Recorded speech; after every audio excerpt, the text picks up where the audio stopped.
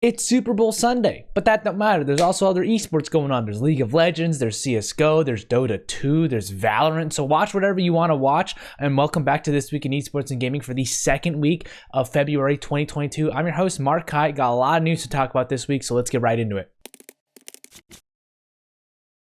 For our first top 3 story, Noble Esports, they have been torn apart. If you've been on Twitter recently at all, you probably have seen the shitstorm that is Noble Esports, but long story short, it boils down to the management or the CEO really not paying their employees and their contractors. So their former content director, Alice Chen, and their partnerships manager, Dan Goodman, took to Twitter claiming that Noble failed to pay numerous employees of all levels. You know who this includes? This includes T-Pain, who apparently is reportedly owed $40,000 from Noble. The social team also publicly called out Kyle McDougall, who's the CEO, for the lack of payment, and Kyle responded back alleging that the PayPal account was locked down due to crypto-related transactions. And this isn't even the first time this has happened. Apparently in 2020, the org defaulted on its payments to its Indian Free Fire and Wild Rift rosters. So overall, this situation is just bad for everyone involved, for the org, for the players, for the creators, for the contractors, the employees. It's just bad. The Twitter has since been reactivated, but it was disabled for a little bit, at least last week. And my question is, how does this keep happening in 2022? We have so many institutionalized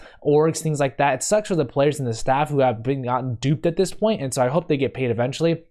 But just in esports in general, we have huge investors coming in, right? Big sports companies, big brands, big investment firms, investment banking firms, private equity firms. They're investing so much money. And then we also have CEOs who can't unlock their PayPal account due to crypto-related transactions. So for those aspiring creators, pros, players, employees, whatever, for esports, my thing out to you is just make sure you do your due diligence. Make sure you go to Reliable Org, and even at Reliable Org, sometimes they do some shady stuff, right? So make sure you're asking the right questions before you join. Do some research. Sometimes these Reliable Orgs even have red flags, right? So do some due diligence, do some research. Don't just join an org blindly because they offer you something good. Make sure that a lot of their processes are solid, okay?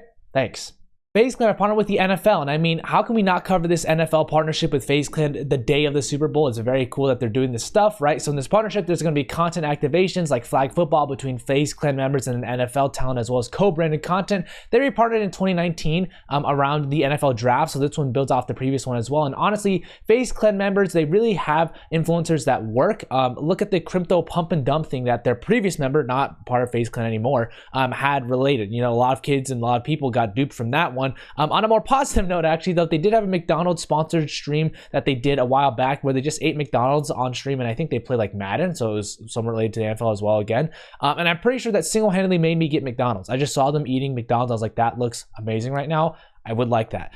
So I think it's really smart that these traditional sports organizations like the NFL, more so the NFL, I think, than the NBA, but NBA is also doing a lot of cool stuff within esports and gaming.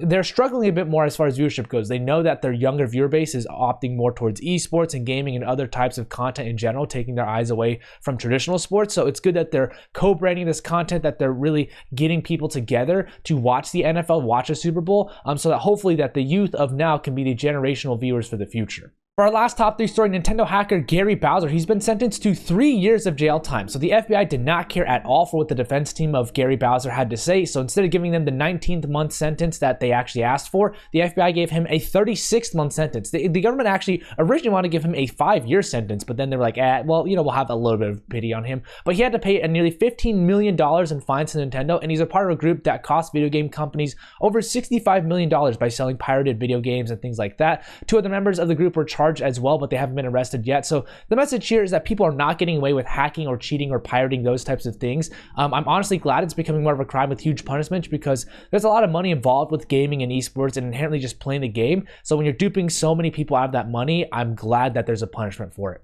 As far as partnerships go, Misfits Gaming Group partnered with Sport5. So Sport5 will now become the exclusive sales agency for Misfits, helping with revenue generation, business development for their esports rosters, and their content creation teams as well. They partnered with Immortals and Bad Moon Talent in the past as well. So they're really getting to bolster their roster of creators and talent agencies and esports orgs that they work with. 𝗠𝗿 Esports, they partnered with Herbalife. This is a 3-year sponsorship deal to supply 𝗠𝗿 and AS Monaco 𝗠𝗿 rosters as well. Despite Herbalife's reputation as a pyramid scheme, they've sponsored people like Cristiano Ronaldo and groups like LA Galaxy and La Liga. So somehow they've been able to do a lot of good stuff, though they've been fined by the US government in the past as well. Immortals, they partner with Bitstamp. They're going to be the official crypto exchange currency partner as well as the founding partner for Immortals. This involves a new content creator team supported by Bitstamp as well as Immortals Invasion, which involves in-person activations, blogs, and things like that for Worlds in North America, and the LCS Trigger program, which is a reward program for LCS viewers. Riot Games, they have lots of partnerships this week. Very Esports, AimLab, as well as Prime Gaming. So for the Very Esports one, this is VCT APAC Challengers. This partnership involves receiving content from the tournament on its platform. This includes match highlights as well as special features and more for the Southeast Asian audience. For AimLab, they have a 3-year partnership with VCT EMEA to focus on the progression of players from training exercises and warm-up sessions. It's good to know that they continue working with Valorant as well after working with them in North America and Latin America. And last but not least, for Prime Gaming, there's another partnership with VCT EMEA once again, integrated into post-match highlights as well as lots of ad slots already. They're already doing a lot of support for Valorant. They're doing stuff with Prime Gaming as well already with the actual drops for Prime Gaming, and then they're also streaming on Twitch, which is a huge win for Amazon.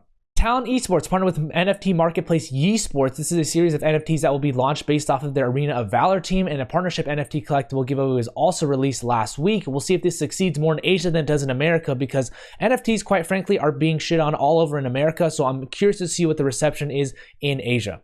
Minecraft partnered with Puma. This is something that we're seeing more and more of. It started with chair collabs between brands like Secret Lab and Batman, and they've done other stuff like that. And now it's clothing collabs with gaming brands. So this drop includes clothing, but also a special game or a game mode and a map in Minecraft for people to play with branded Puma stuff in the game. As far as finance and M&A goes, Astralis acquired a majority stake in the production studio Pixel TV. Astralis will be using Pixel TV for themselves here, and Pixel TV will also be aiming to become the largest gaming platform in Denmark, so more esports content will be posted to Pixel TV. Saudi Arabia's public investment fund invested into Capcom and Nexon. This is a $1 billion total investment that resulted in a over 5% stake in each company. So the PIF has also invested into Activision Blizzard, EA, and Take-Two in the past. Since this wasn't a huge investment, it probably will go relatively unnoticed, but we'll see what happens when people say about it in the future if they invest more and more into these gaming companies. Zynga has acquired the hyper-casual game dev Nano Tribe. This is managed by Zynga subsidiary Rolik, and Rolik aims to boost their presence in the hyper-casual mobile game segment with this acquisition. A lot of workforce changes this week. Leonard Edwards joins Evil Geniuses as the VP of Global Partnerships. He will oversee all of EG's sales initiatives and new sponsorships, and he has lots of experience in the sports sales partnership space, working with Harris Blizzard Sports, which owns Dignitas as well, the New York Islanders, the Arizona Coyotes, NASCAR, and more in the past. TWIEG Barbosa joins BASE as the managing director. He will oversee all business operations from marketing to talent management to partnerships. He was previously head of gaming partnerships for Latin America at TikTok, and he's worked with many top creators for partnerships as well. He was previously with PUBG and UMG in the past. David Capretto joins Riot Games and program management. He was previously the principal of worldwide industry business development for Game Tech at AWS, but he was also with Riot Games before that for 3 years doing product management. He has consulting background with McKinsey, but he studied chemistry all throughout college and even has a PhD in chemistry. Jorge Mendoza joins Reach Agency as the Director of Strategy. Jorge is now overseeing all strategic efforts related to gaming at the marketing firm. He spent nearly 5 years at EA doing social media influencer work with EA Sports, specifically on FIFA.